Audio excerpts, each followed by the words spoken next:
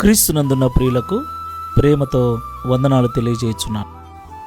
ఈరోజు దావీదు గారి ద్వారా దేవుడు మనకు చేస్తున్న వాగ్దానం ఏమిటనగా, కీర్తనల గ్రంథము 37వ కీర్తన 5వ చరణం. నీ మార్గమును యెహోవాకు అప్పగింపుము, నీవు ఆయనను నమ్ముకొనుము, ఆయన నీ కార్యము నెరవేర్చును. ఆమెన్. నా ప్రియమైన సహోదరి సహోదరులారా, ఈ లోకంలో జీవిస్తున్న మనమందరము కూడా ఉదయం లేచింది మొదలు రాత్రి పడుకునేంత వరకు అనేక రకాల పనుల నిమిత్తమై బయటికి వెళ్తూ ఉంటాం. అనేక మార్గాలలో ప్రయాణించవలసి వస్తుంది.